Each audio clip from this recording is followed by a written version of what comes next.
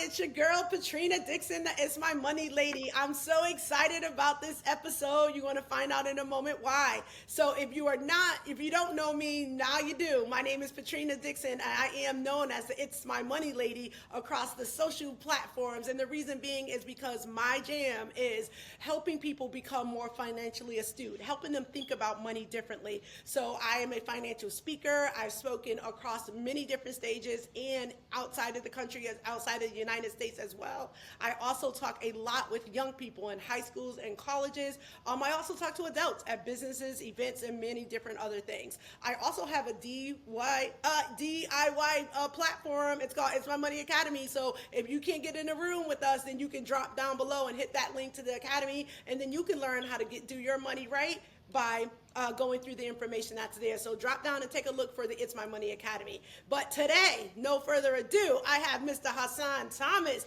Mr. Hassan, I've been following this young man for some time, and I love what he's doing. And he's taking what he's learned at, he'll share with you a young age, and sharing it with folks that are not too much younger than he is, and sharing them about when you know about money now, that will help you in the future. And he does that in a very, what I want to call it, a charismatic way, which I really love about his style, and the fact that his target market is what it is why I have him on the show here today. So without further ado, Mr. Hassan Thomas, tell people who you are. Thank you so much for that great introduction, Patrina. I'm super happy to be here. Everybody, my name is Hassan Thomas. I'm one of the top financial literacy speakers for the youth, award-winning podcaster, two-time author. Book series is called From College to COVID because I did graduate in 2020. So that's a whole nother story upon itself. But I'm super happy to be here with you, Patrina. I love it. Thank you so much. And as he mentioned, you heard him say say it again, top financial, say what again? That's Top financial literacy speaker for the youth. Yes, yeah. So ma'am. as I talk to youth, I'm like, hey, where do I fall in that category? No, I'm just joking. So look, before we go any further, so I looked this up and I had written it down, but then it's right showing on your name, FYI FLI. Tell the people what that is and why you came about that. For sure. So it's FYI fly. FYI fly. So what it stands for is for your information, financial literacy, and investing. So it's a word play on the word fly. So instead of a Y, it's an I. And it was a crazy story how I came up about it. In 2020, when I graduated college, I was trying to release a financial literacy app. Long story short, we got the app built. It took about 2 years, and the person that was helping me build the app ended up leaving me as soon as it was done. I mean, as soon as it got finished, the tech dude left, and that's a whole nother story. But how FY Fly came about was literally we were meeting.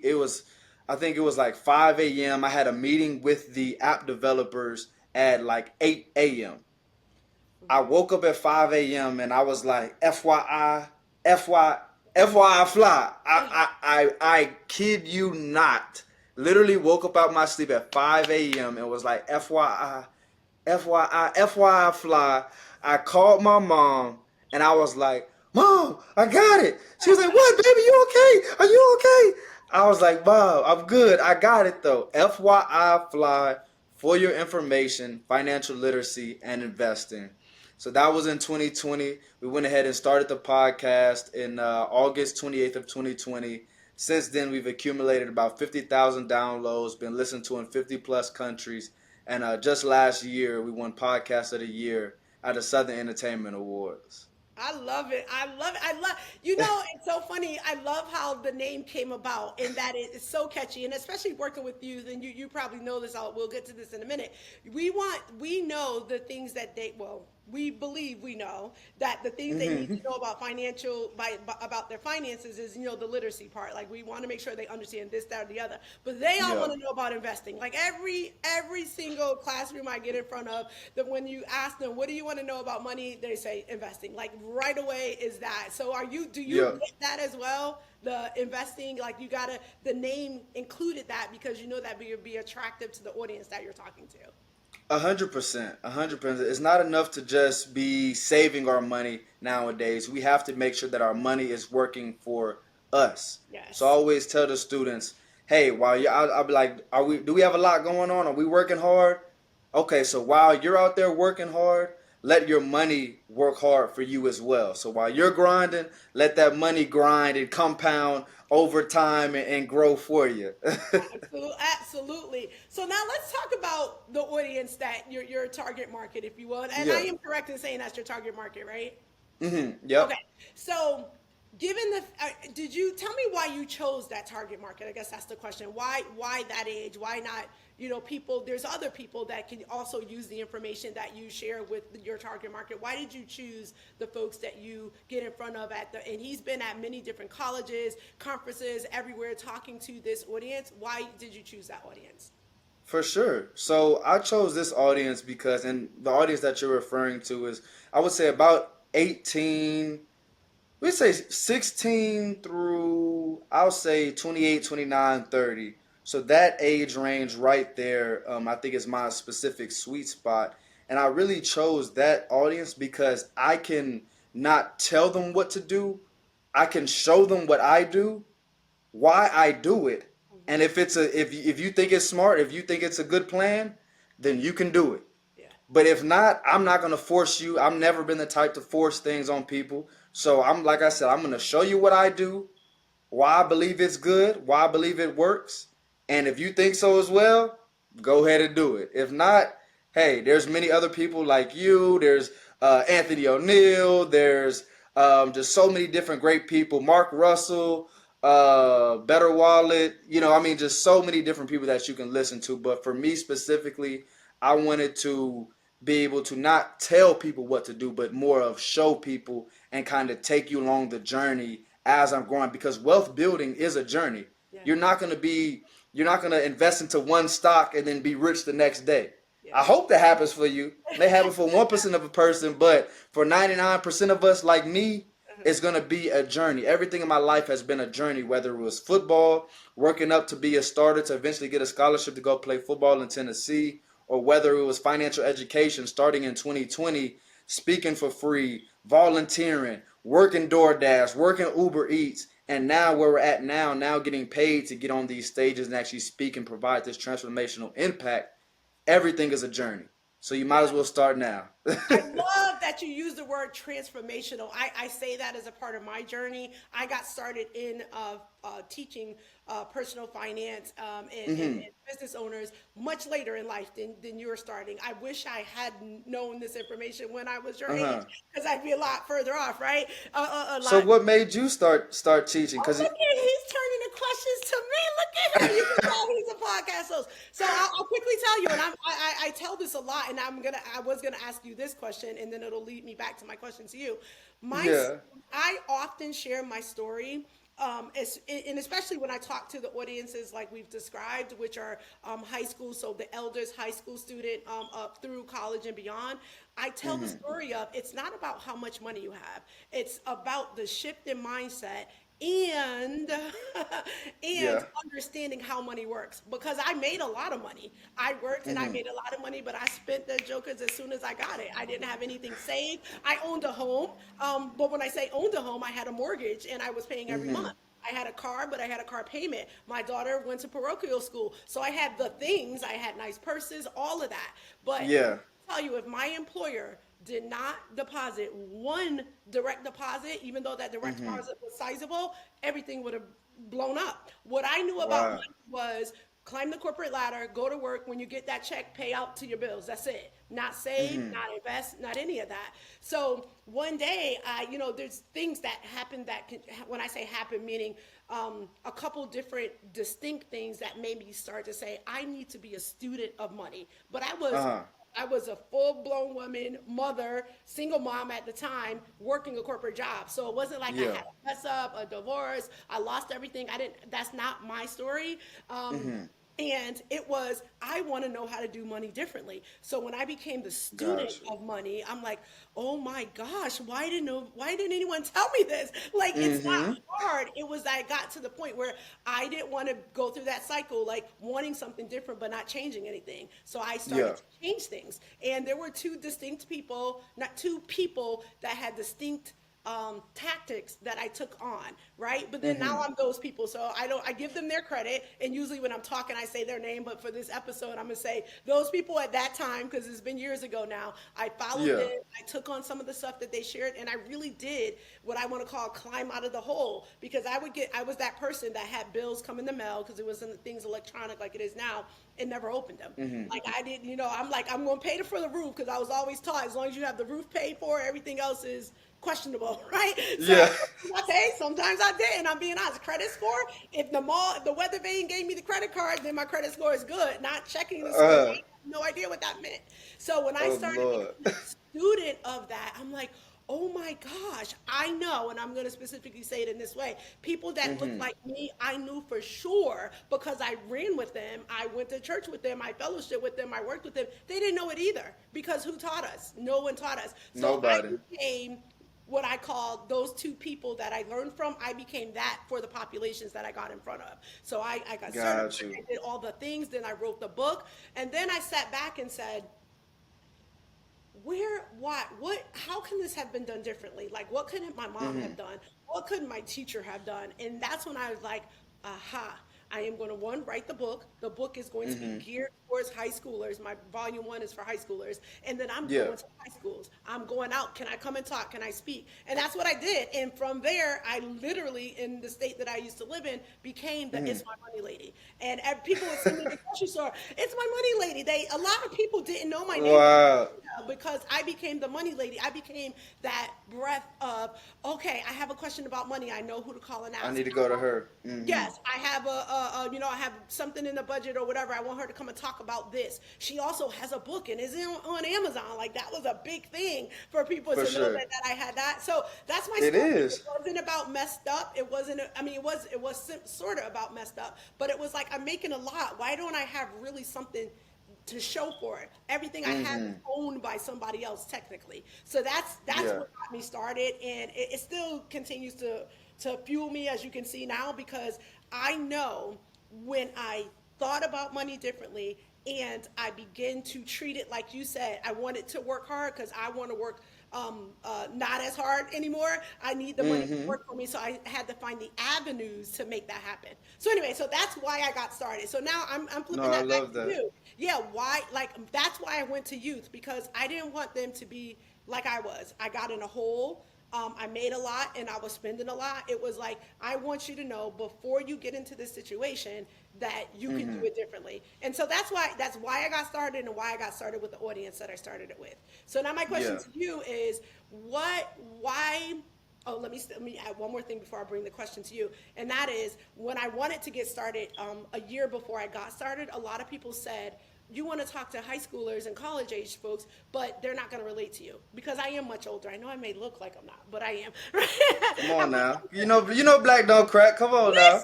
Listen. So people said they're not going to connect with you. They're not going to relate to you. And that delayed me literally a year from getting started. And I'm like, you want to know Wow. what? That is who I want to talk to. I believe that they can, and they will relate to me. And I just went for it, and I did. I would sometimes alter what I wore instead of wearing like this suit I'm about to go talk to. I'm like, I had on my It's My Money T-shirt, my ripped jeans, Yeah. whatever. And let me tell you, those audience relate to me more than people could even imagine. So, For so yeah, sure. that's the thing. That's why. When you're your authentic self, people gonna pick that up, regardless of age. If you're authentic, you're transparent, and they feel that you want the betterment for them, Yes. that's gonna be well received. Yeah, absolutely, absolutely. And I do one of the things that I pride myself in when and not to say others don't do this, is who am I going to be in front of? How can I, what can I modify in what I'm doing? Me, even if I'm talking about high yield savings accounts, which one apply, which bank, brick and mortar I'm going to use that's close to them that they would They would recognize. actually go to, yeah. Yeah, exactly. So I do a lot of that. But anyway, let me go back to you. So I love, well, one, Mr. Hassan, and those that are watching me that may be watching me for the first time, I love what I do. I love the journey I'm on and the people I get in front of. So when people give me questions like that, I am so ready to share all the I time. So, love it. I love it. We gotta have that passion about what we do. We got to.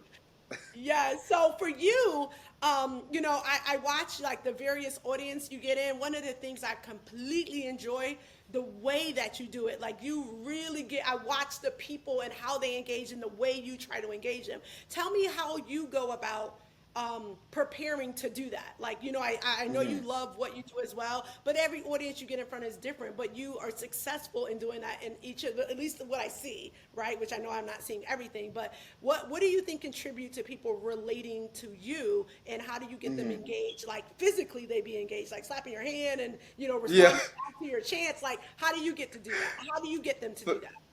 for sure, for sure. Well, before we talk about that, I do want to dive a little bit into what we've talked about previously with the why. And for everybody listening, I think getting this money information is great, but you first need to understand why you want to be successful with money, why you want to, and you can relate it to business, you can relate it to health, you can relate it to working out, you can relate it to being good with money. Anything great, there needs to be a specific why behind it, because I promise you, I'll tell you right now, it's not going to be easy. Yeah. Nothing in this world is going to be easy, but if you have that why is going to push you. When I was, like I said a little earlier, working a DoorDash, working the Uber Eats, speaking for free, my why was understanding that my community, we understand how to make money. We're naturally born hustlers. We're gonna get to some money, but my community didn't understand how to manage and grow that money because we were never taught. Yes. So that was my why onto doing what I was doing. I felt that I could make an impact in this certain area for my community, for the people that, not even just the people that look like me, for my age group, my demographic, and anybody who wanted to get better with money. So that was my specific why. Yeah. But for you, figure out your specific why and why you're doing what you want to do, but also why you want to be good with money. As I said, it's not enough to just listen to us and then go be great with money. You need to figure out your why, Yes. whether it's your family, whether it's your big goal that you want to hit. That will kind of carry you to being good, or starting the process of becoming good with your money or Yes. comfortable with your money. Absolutely. Facts. Facts. Facts. Yeah. Yeah, And so then I just wanted to go ahead.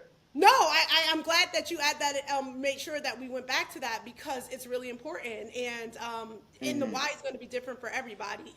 Yeah, And I loved how you said it's not going to be easy. It's not, but your why will drive you every single time. Sometimes I it used to tell will. clients when I worked with them one on one. I don't do that anymore. I say, put your why up on the wall, put it on the refrigerator, put Hmm. it wherever you are. Don't put it in a place that you don't frequent in the house, right? You want to Yeah, put. I literally used to have my why on my refrigerator, and when I have like friends come by, they're like, "Why do you have that there? You don't want your guests to see." I'm like, My guests come over once a month, maybe. I'm looking at that yeah. every day. I need it in a place Every that I'm visiting every day. This come is on, one house like that. I need to put it where it's going to work for me, right? So come on. you need to remember, your why will drive you. I promise you, it will drive you every single time. So I'm glad you Hmm. made sure to drop that in. Is know your why, and it will drive you every time. And be 100%. diligent, like you would with other things that you're passionate about and you want. If you really want what you may as it pertains to your money, then you will be diligent in regards to that. So Yep, your because it audience. goes hands in hand.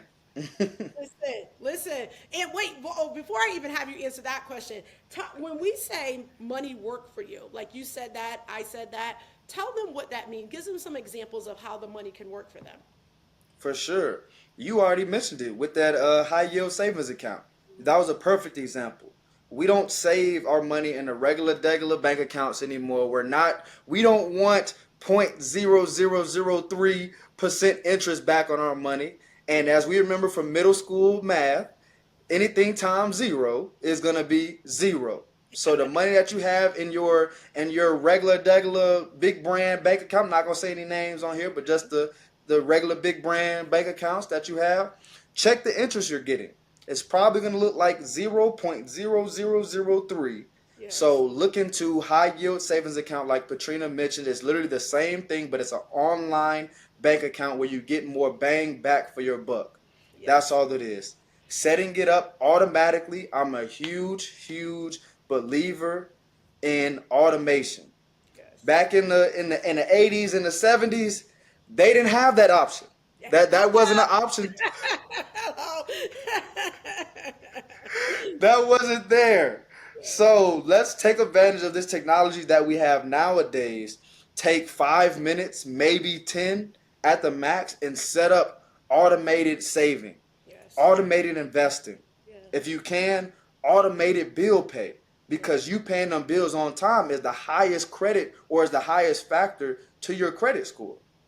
So automation, so to answer your question specifically, what we mean by making your money work for you, setting it up automatically so that money is just flowing. You get paid, some of it goes to your savings account. You get paid, some of it goes to your investing account. You get paid, some of it goes to your bills.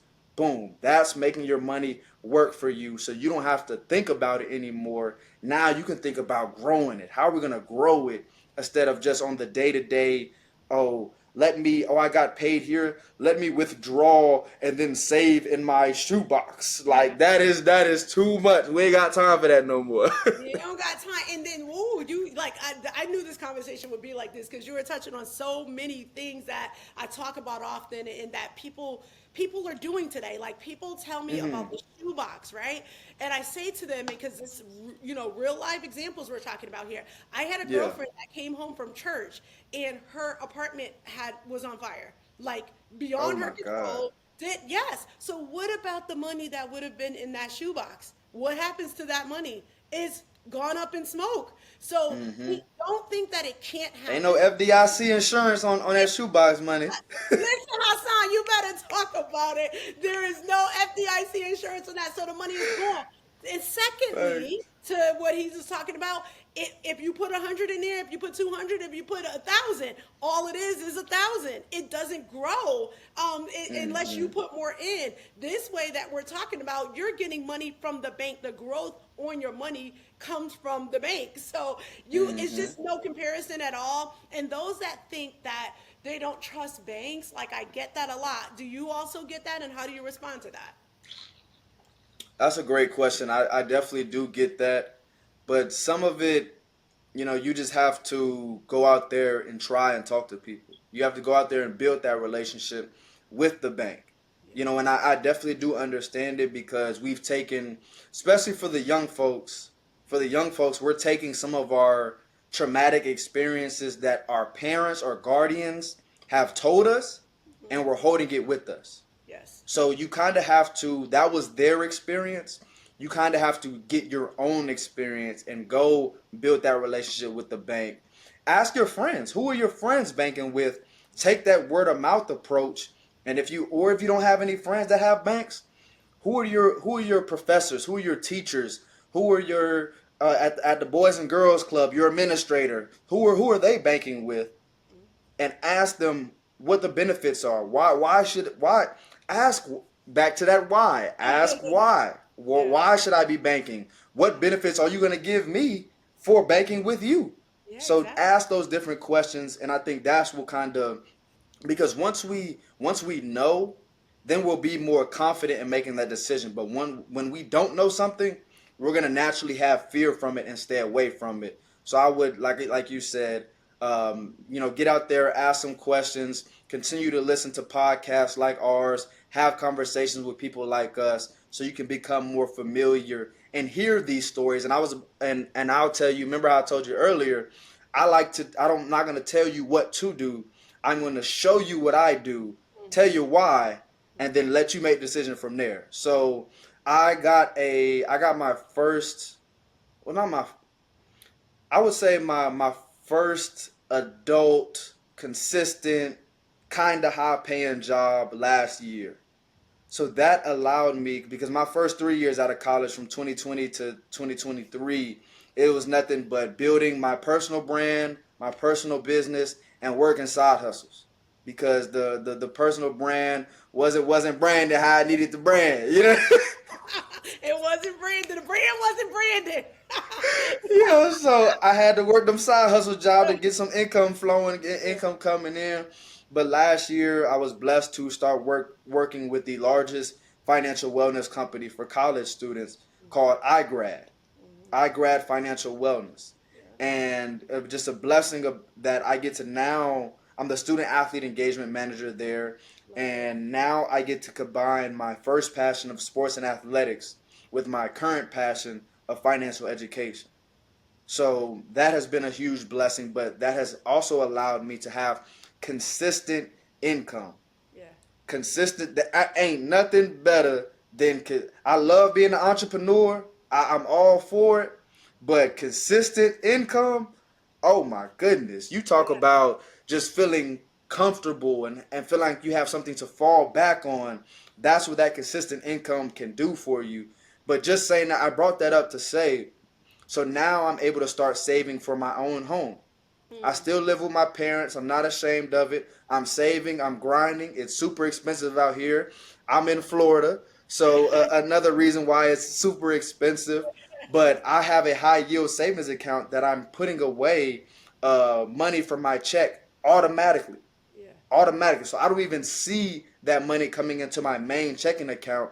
It's going directly to my high yield savings account that's getting 5% interest. So I'm getting 5% every month Yes, sir. from that high yield savings account. So that was a actual practical example of how you can make your money work for you, but also attaching a goal, which is first time home buying or buying a home for the first time, attaching a goal to your savings. Yeah, absolutely. And I call that pay yourself first, right? Because a lot of Mm-hmm. people get paid, money go into what I call a checking account, which is an operating account, which is no, for the most part, no gains, no interest. And then Mm-hmm. you do the things, you pay the bills, you pay the car, you pay the rent, pay whatever, right? And then it was Yep. like, oh, let me now put this in my savings, right? If there's some left. So to Mm-hmm. your point, automating it, so going online or going to your employer and say, here's my savings account number and routing and send money here. And you can, most companies will let you define either a percent of your check or a set dollar Mm-hmm. amount, even if it's $25, $50, whatever it is. I always tell people that's not doing it today to start small, because I rather you start small and then gradually that number goes up. So from 25 to Mm-hmm. 50 to 75 versus starting, oh, I'm so excited, Patrina, I'm leaving a session, I'm gonna do 200 every time I get paid. And then you put that in on Friday and Tuesday you're withdrawing. Like, I don't want you to do that. I want you to start small and grow and grow and grow, because So then can I you're, tell you a practical example about that yes, really yes, quick? yes. Okay, so during those times of what I was telling you guys that I was working the Uber Eats, the DoorDash, all those different things and building my personal brand, I was saving $50 a month. That's it. $50 a month in a Roth IRA from 2021 to 2023. When I got this new job, I didn't go out there and start spending $500 a month on clothes or this or that.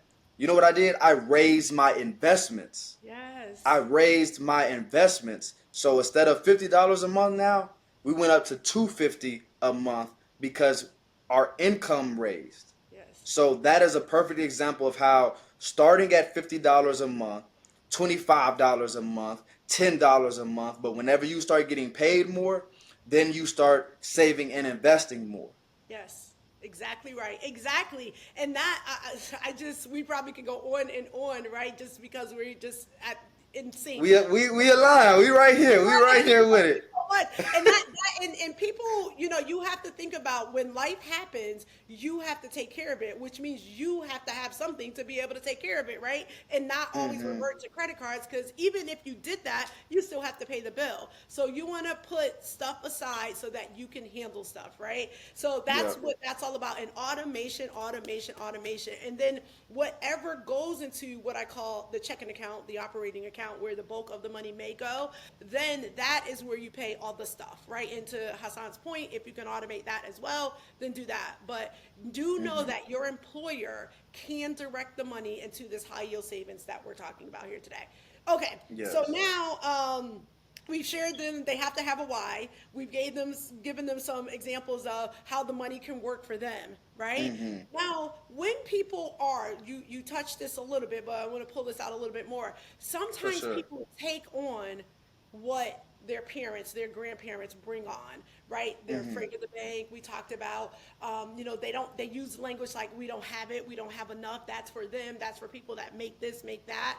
How do you, even for the, we'll call it the high school to college age student, how do you get to um, infiltrate that thought process? For They sure. going home, back home to this conversation, to this type of dialogue. How do you, being in front of them, probably like me, 60 to 90 minutes, and then you go away. How do you, do you feel like you try to tackle um, teaching them as well as debunking some of the things that may come in the room with, or do you redirect them to something else for them to kind of work through the mindset part of it?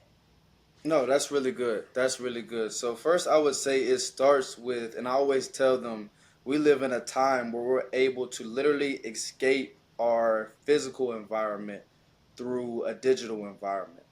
So what I mean by that is, if you're getting these negative thoughts from your parents, from your siblings, from people in your household, you can literally escape that by going on the YouTubes of the world. If you don't have a phone, there's a library that has computers that you can use. You can go to the library and start to listen to this podcast. You can listen to FY Fly. You can listen to David Shan, Sleepers for Suckers. You can listen to all these different people Oh, that wait, can wait, pour. wait. The money exchange. Okay, sorry, I had to drop that in. No, that's my podcast name. Okay, go Please do. Please do. You can listen to the Money Exchange ahead. podcast. You can listen to FY Fly. You can listen to, these other podcasts that are out there and find people that you can relate to, that you can learn from, that you want to kind of mimic or take some of their game and put it into yours. And that's where you can really start getting that mindset shift, because I am so, I was talking to my barber about this the other day. I was like, bro, environment is huge. Environment, and I gave this example. I was teaching at Broward County, that's in Fort Lauderdale, kind of a low income area. And I was like, bro, your environment is everything. They were literally there talking about, man, I'm the biggest scammer. You give me a debit card, I could scam you out of this. I could scam you out of this. And they're saying it and bragging about it like it's cool. Yeah, But I'm like, they're not getting that from nowhere. That's just that thought process is just not just popping in their head. that's right. They're hearing that from a brother, a sister, a aunt, an uncle, their parent, their guardian. And I'm like, look at it like this. My dad was a football player. My uncle was a football player. My cousin's a football player. I was a football player. And my little brother is a football player. Now you see the environment that we came from, and you see the environment that those children that I was speaking with came from. It's the environment. Yeah.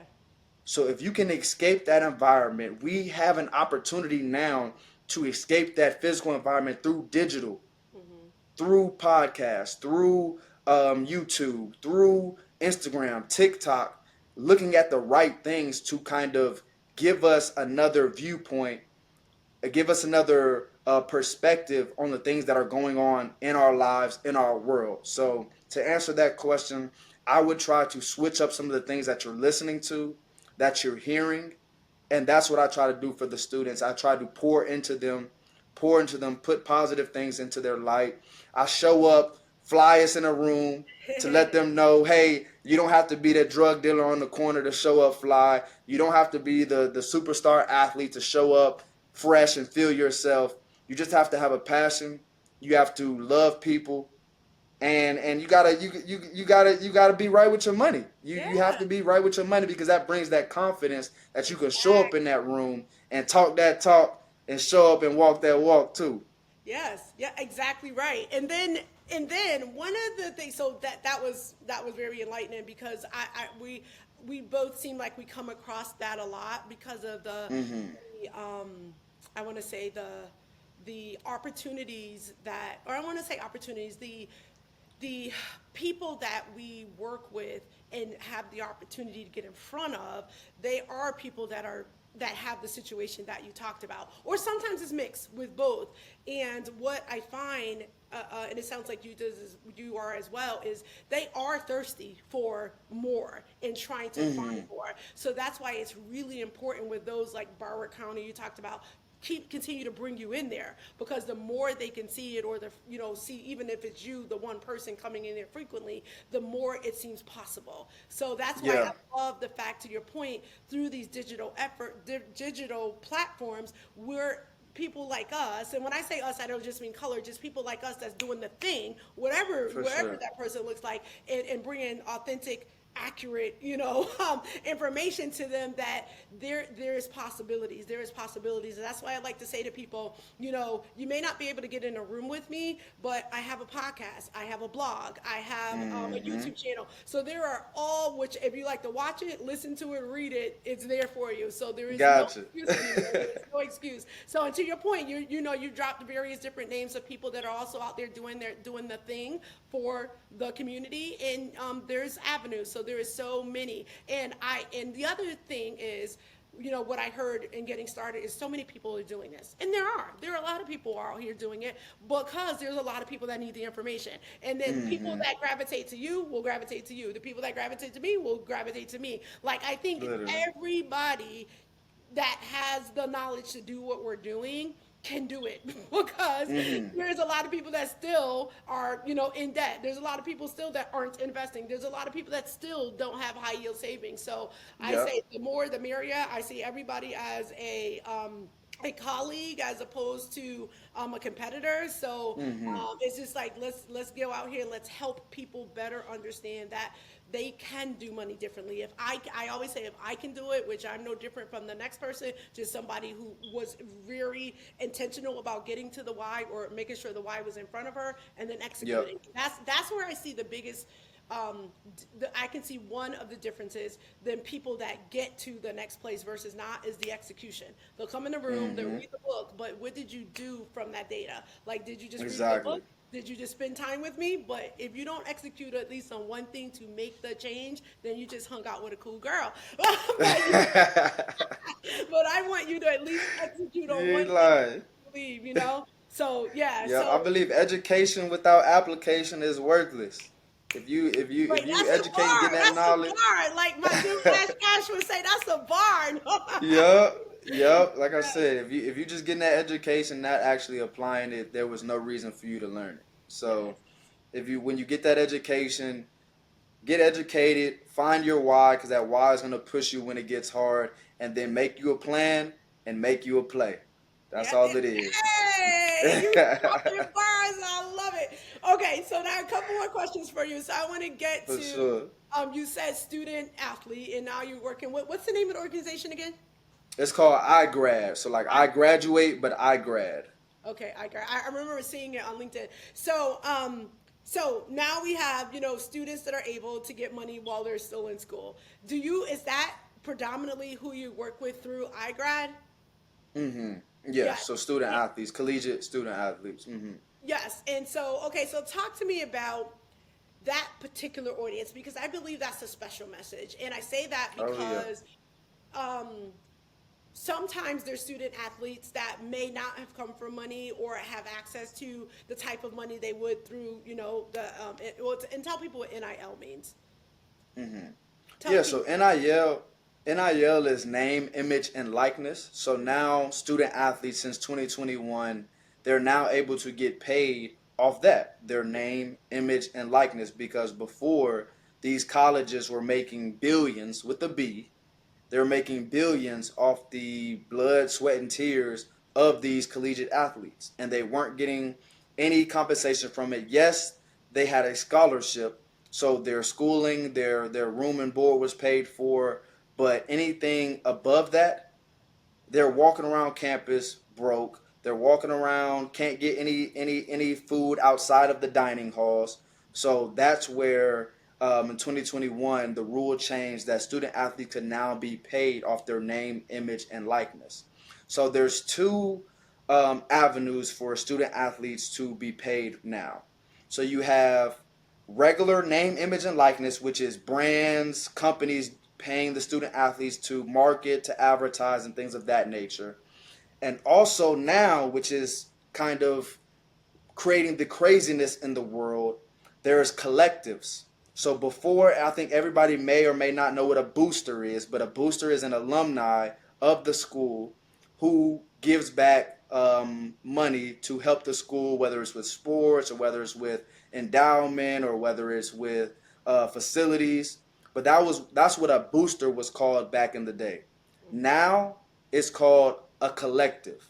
Okay. A collective is basically a group of alumni who are now paying these student athletes directly to play.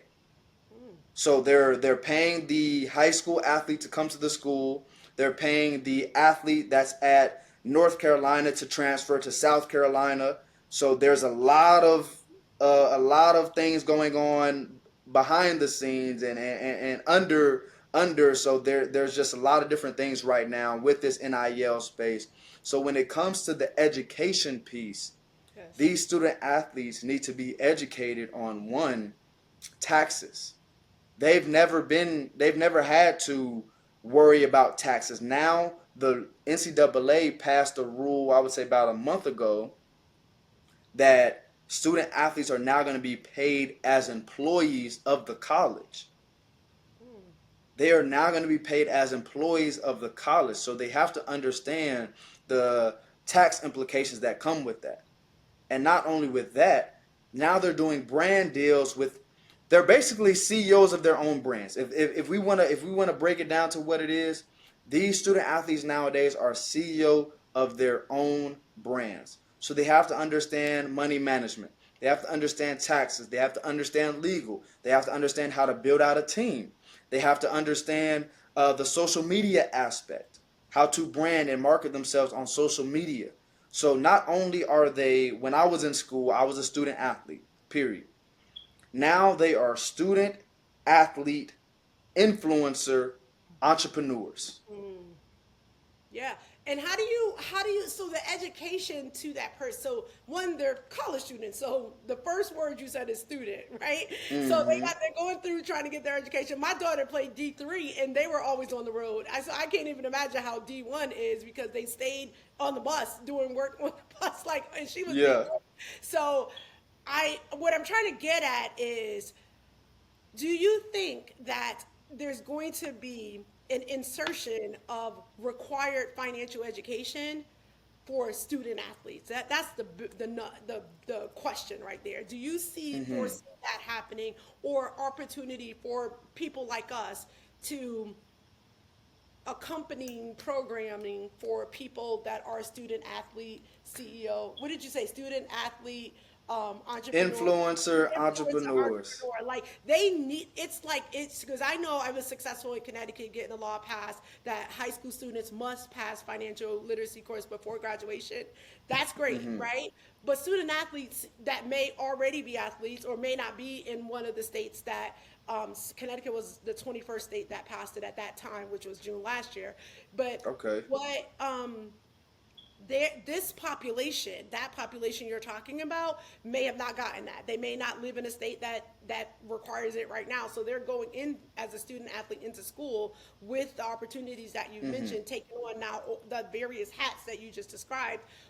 What's the landscape there? Any, you're in this space for, with working with them a lot. Like any thoughts or what you already know about how they're trying to bridge that gap? Yeah, so unfortunately, as of right now, the NCAA says they don't want to mandate personal finance for the entirety of the NCAA, but they're giving it the decision down to the colleges. So they're Mm, letting the colleges choose how they bring financial education for the student athletes. okay. Now, schools that give away student loans, they have to have some type of financial education.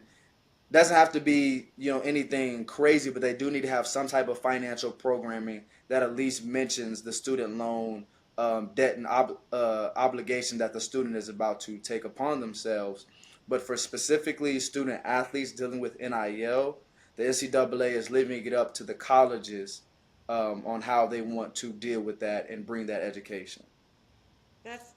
I want to say unfortunate, but it is what it is. And the other thing is, and that's why I was like very happy with what Connecticut did. And again, we were not the only state, but made it required, not because even before that law passed in Connecticut, it was optional. Like you could take that class if you were interested, but Yeah. the average person, the average student may not take that class. I don't know, but anyway, that's interesting. Okay, the other last question, or one of the last questions I have for you, is regarding investing. The population that we're talked to often, they all want to know about investing, like investing, investing, investing, investing. Yeah. Talk to me about how do you, what I want to call it, introduce or baby step them into it, knowing that some that are asking about investing have not mastered the management of money yet. They have never budgeted. And now they're in this arena, potentially they're working or getting money from, meet their parents or whatever wherever it's coming in, nil, however. And now Yeah. investing is it. So talk to us about how you go there because it's part of your brand, right? And knowing that they may not have the first part of your brand down pat yet. For sure, for sure. So I think that's an amazing question. When I teach investing, I always say the first step is to make sure that you have an emergency fund of at least $1,000, because I tell them investing is not for right now. Investing is for a long-term wealth building. So we can't jump in and try to protect ourselves and make sure that we're good for the future if we don't know if we're good for right now. Exactly. So before you start investing, at least have you a peace of mind fund, something to fall back on while you're, before you start investing for the future. Make sure you have that $1,000 cushion that you can fall back on, and then once you have that, then let's start investing. Then let's start understanding investing, watching different shows, reading different books around investing, because I think investing is I think it can be very, very simple. It can be very simple. You find you a couple ETFs, a couple mutual funds that you like, you set up that automated investing, and then you just let it ride from there. And then you consistently learn more and learn more, and then you can kind of dibble and dabble into some of those individual stocks. But me, I started with VTI and VXUS. VTI is a Vanguard Total Market Index. So that's literally every single public traded company in the United States. VXUS is every single public traded company outside of the US. So that is what I started with. You see, I said that's what I started with. I'm not saying you go start with that. I said that's what I started with. And then I told you why. Because in two of those moves, VTI and VXUS, you're literally invested into every single public traded company in the US and outside of the US in two moves. So that is why I started with that, with those two ETFs personally.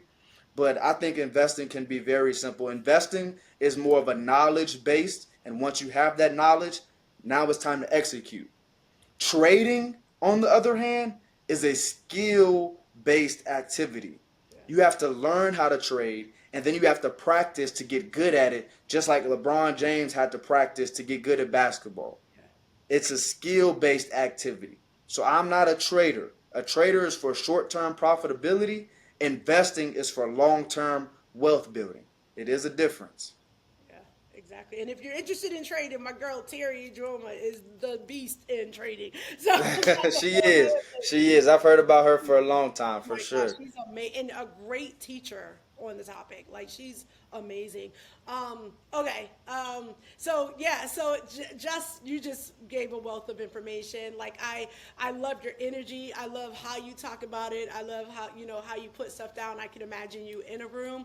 So I'm gonna end. I have two last questions for you. One, I said it For earlier, sure. but never. I didn't get to answer it. Is the engagement. Like there's one thing to stand before a group and talk to them, talk at them, talk to them, share with them, even educate them. But to get them hyped and involved and, you know, receptive to, you know, you say this, they say that kind of thing. One reason when Yeah. they saw you, they were chanting back what you told them to say afterwards. How do you get to do that? How do you get them to do that? Like it's a skill. Like I always get people to say, "It's my money," but that's my thing. How do you get them to engage? For sure, for sure. So one, it's just knowing that when I was in your shoes 4 years ago, 5 years ago, I didn't like to be talked at. I'd rather be talked with and communicated with. So I try to make that a real big vocal point in my talks, in my speeches, whatever you want, the workshops. I try to make that a really big point into getting them involved and engaged. So I want them to feel like. So honestly, I was watching a YouTube video, and it was about public speaking, and they said make the audience feel like it is one big conversation with you. That's all it is. It is one big conversation. It's not a one-way street. You're not talking at them. You're talking with them. And when I heard that, that like literally transformed the way that I spoke.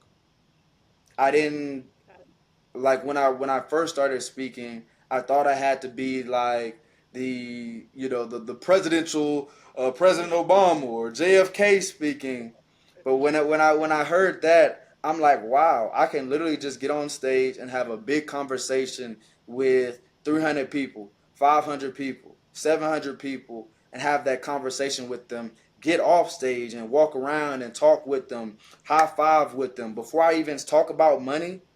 I'll talk about their biggest goals and biggest dreams because I believe that us hitting our big goal, big dream, that money will come from it. Yes. That money will be a byproduct of us hitting our big goals and our big dreams. So I go around and talk to them about that before we even get started, and we just have a conversation about that. So that gets them in that range of, okay, this is just a conversation. He's here to hear me, I'm here to hear him, and we're co-elevating together. We're rising together. Co-elevating. You better go. All these bars you dropping on this episode. I love it. So if you This is had a so little sauce.